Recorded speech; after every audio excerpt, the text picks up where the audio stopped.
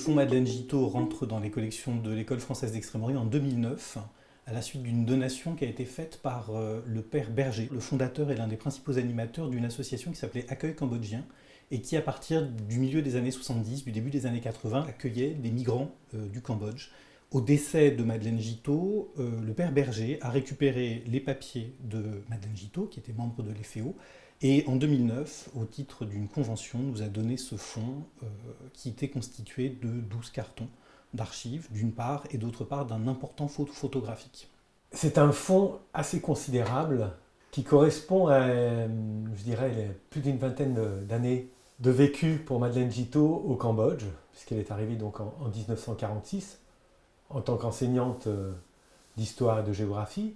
Et c'est après coup qu'elle a progressivement intégré les FEO et était disciple en quelque sorte de Jean Boisselier, qui était alors directeur du musée, entre 51 et 53. Et c'est toute une tranche du Cambodge, effectivement tournée vers l'histoire de son art, qui a été l'objet des travaux de Madeleine, et plutôt à la fin, concernant l'art post-angkorien. Donc Madeleine a beaucoup noté, beaucoup enregistré, elle a collecté beaucoup d'informations, c'était une photographe, enfin une photographe de documentation qui servait son travail d'historienne de l'art.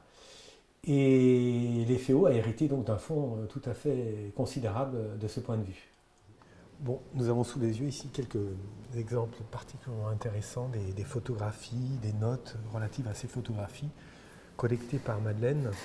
Et là notamment, un jeu de 3 cahiers qui débute dès le 1er septembre 1950 avec ses premières vues, avec son appareil Rolleiflex 6.6, ses premières vues faites à Angkor. Et ceci jusqu'à la 13 millième photographie qui court jusqu'à la fin des années 60, toujours avec le même appareil. Alors on retrouvera au fil de ces pages toutes les photographies qui ont nourri le catalogage des collections du Musée national.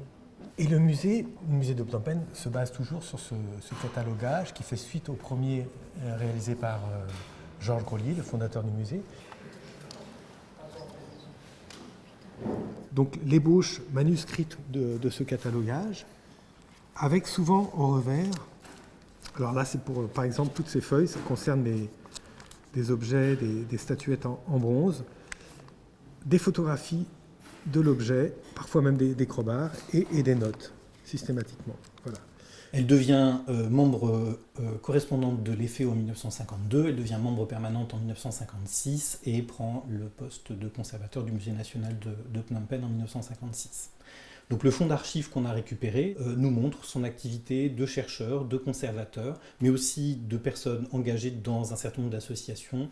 Ce travail de fond qu'elle a conduit pendant une bonne dizaine d'années a permis de déboucher sur cet ouvrage qui est le guide du Musée national de Madeleine Giteau, qui est normalement en 2 volumes.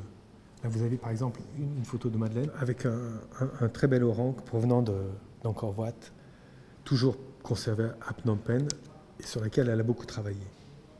Je crois que celles-ci ont été effectuées en 1965, montrant une statue colossale de Ganesha au Prasad Bag de Coquerre. La statue avait été initialement restaurée par Henri Parmentier dans les années 30, restaurée même à ce moment-là. Là, on la retrouve encore en place, restaurée, mais alors totalement couverte de lichen. La végétation a entre-temps beaucoup poussé tout autour. Et c'est l'une des dernières photographies connues de cette statue qui, à l'orée du régime Khmer Rouge, a été emportée, pillée, concassée. Nous n'avons aujourd'hui retrouvé que les fragments de la base complètement morcelée, conservés maintenant dans les locaux de l'autorité Apsara à Siem Reap.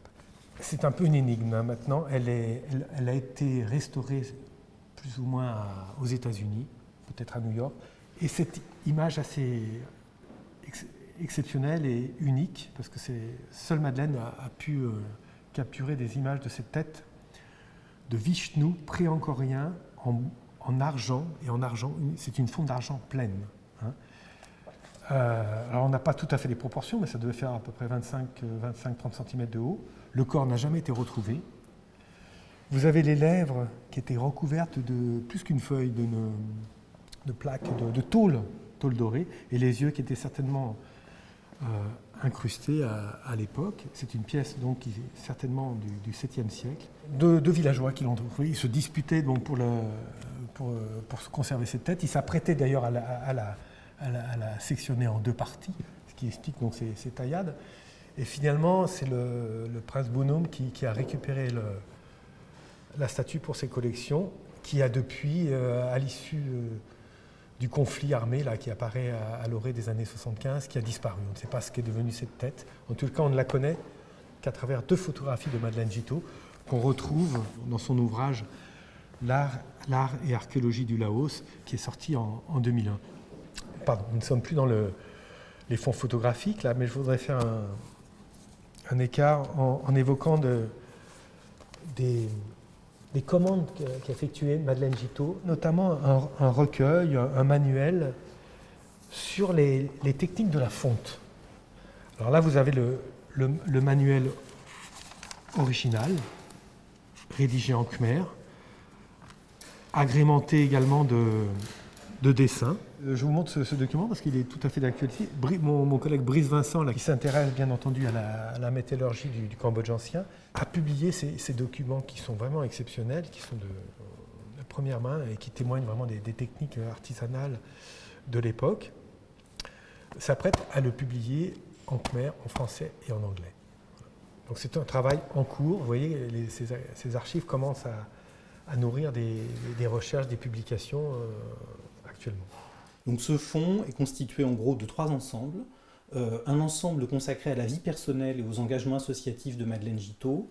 Un second ensemble qui reprend son travail de conservateur, de membre de l'EFEO, avec notamment un fonds très important de fiches, de brouillons du catalogue méthodique du Musée national de Phnom Penh.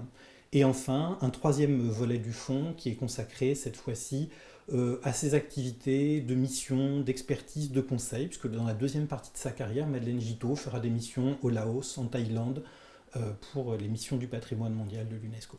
Le fonds des archives Madeleine Gittot a été traité par Sovana Ramek, qui est archiviste à l'EFEO. Il est donc disponible, l'instrument de recherche est disponible en ligne sur le site des archives de l'EFEO. Et il a été reconditionné en 12 boîtes en carton neutre pour permettre aux chercheurs de consulter ce fonds.